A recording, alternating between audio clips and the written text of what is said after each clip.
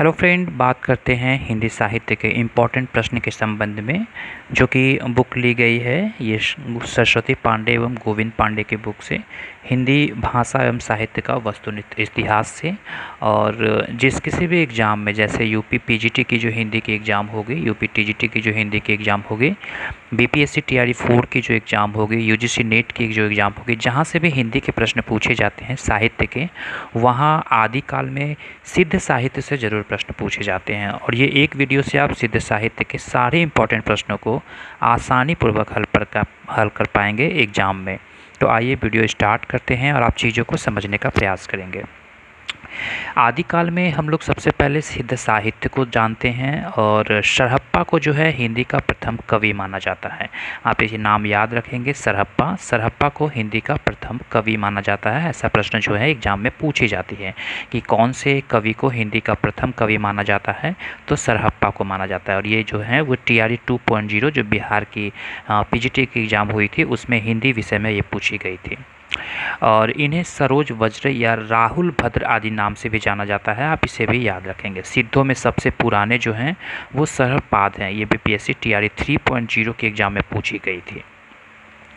अगला प्रश्न है कि सिद्धों ने बौद्ध धर्म के वज्रयान तत्व का प्रचार करने के लिए जो साहित्य जन भाषा में लिखा, वह हिंदी के सिद्ध साहित्य की सीमा में आता है। यानी सिद्धों ने बौद्ध धर्म के वज्रयान तत्वों का प्रयोग किया था और साहित्य जन भाषा में लिखा था, वह हिंदी के सिद्ध साहित्य का सीमा कहा जाता है।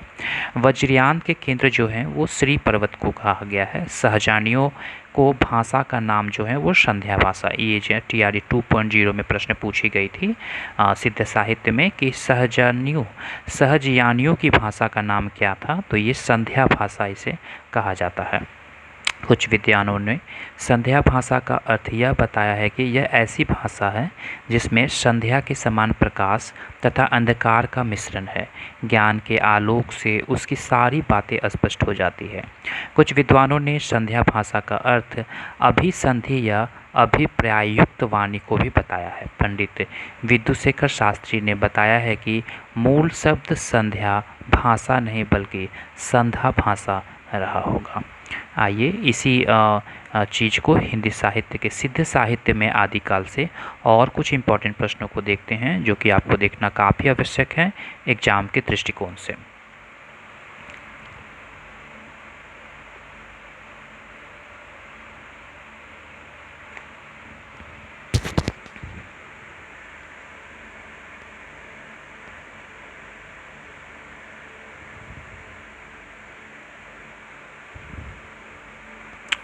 आगे कुछ इम्पॉर्टेंट प्रश्न हैं कि ज्योतिरेश्वर ठाकुर रचित जो वर्ण रत्नाकर नामक जो हैं वो 14वीं शताब्दी में मैथिली ग्रंथ में 84 सिद्धों के नाम दिए गए थे। यानी कि ऐसा पूछा जाता है कि ज्योतिरेश्वर ठाकुर ने रचित वर्ण रत्नाकर नाम की 14वीं शताब्दी में मैथिली ग्रंथ में 84 सिद्धों के नाम दिए गए हैं। सहजानियों की संध्या भाषा का प्रभाव संत कवियों पर भी पड़ा और वे उलटवासिया जो हैं वो लिखने लगे थे। राहुल संकृत्यायन ने सहरपाद का समय 769 ईस्वी स्थिर माना है। विनयतोष भट्टाचार्य ने सहरपाद का समय विक्रम संवत 690 यानी 633 ईस्वी स्थिर किया है। इनके लिखे 32 ग्रंथ बताए जाते हैं, जिन्हें दोहा कोश प्रसिद्ध है। महोपाध्याय हरप्रसाद शास्त्री द्वारा संपादित बौद्ध गान और दोहा में सहरपाद और कृष्णाचार्य का दोहा संग्रहित है। महोपाध्याय हरप्रसाद शास्त्री ने बौद्ध गान और दोहा में संग्रहित पुस्तकों की भाषा का प्राचीन बांग्ला कहा है। दोहा कोश का संपादन डॉक्टर प्रबोध चंद्र बागची ने किया।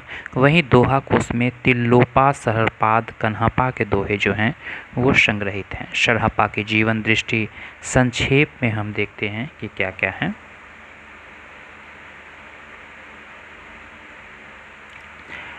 सहज संयम, पाखंड और आडंबर का विनाश, गुरु का सेवा करना, सहज मार्ग को अपनाना और महासुख की प्राप्ति है। बच्चन सिंह ने लिखा है कि आक्रोश की भाषा का पहला प्रयोग जो है वो सरहप्पा ने ही दिखाई देता है। ये भी इम्पॉर्टेंट पॉइंट है कि बच्चन सिंह ने लिखा है कि आक्रोश की भाषा का पहला प्रयोग जो है वो सरहप्पा में ही दिखाई देता है। सिद्धों की भाषा को संध्या भाषा के नाम मुनिदत्त तथा अद्वैय वज्र ने दिया। ये भी इम्पॉर्टेंट चीज़ है, आप इसे याद रखेंगे कि सिद्धों की भाषा को संध्या भाषा का नाम मुनिदत्त तथा अद्वैय वज्र ने दिया था। सबरपा सरहप्पा के शिष्य तथा लुइपाद के गुरु थे। सबरपा जो हैं वो सरहप्पा के शिष्य तथा लुइपाद के गुरु थे। सबरों की वेशभूषा में रहने के कारण इनका नाम सबरपाद पड़ा। तो सबरपाद इनको क्यों पड़ा? क्योंकि ये सबरों की वेशभूषा में रहते थे, इसी कारण से इनका नाम सबरपाद पड़ा। इनका जन्म क्षत्रिय कुल में सन 780 ईस्वी में हुआ था। चर्यापद सबरपा की प्रसिद्ध पुस्तक का नाम है। चर्यापद एक प्रकार के गीत हैं जो सामान्यतः अनुष्ठानों के समय जो है वो गाया जाता है। चर्यापद संध्या भाषा के दृष्टिकूट में लिखी है, जिनके दूहरे अर्थ जो हैं वे होते हैं। सिद्ध साहित्य में दोहा कोश की रचना परिनिष्ठित अपभ्रंश में हुई है तथा चर्यापदों को अवहट में। सिद्धों का दोहा और चर्यापद संत साहित्य में क्रमशः साखी शब्दी में किंचित रूपांतरित हो जाता है। लुइपा का जन्म राजा धर्मपाल के शासनकाल में 773 ईस्वी में एक कायस्थ परिवार में हुआ था। आप इसे भी नोट करेंगे। लुइपा किसके शिष्य थे? तो ऐसा प्रश्न पूछा जाता है। लुइपा जो हैं वो सबरपा के शिष्य थे।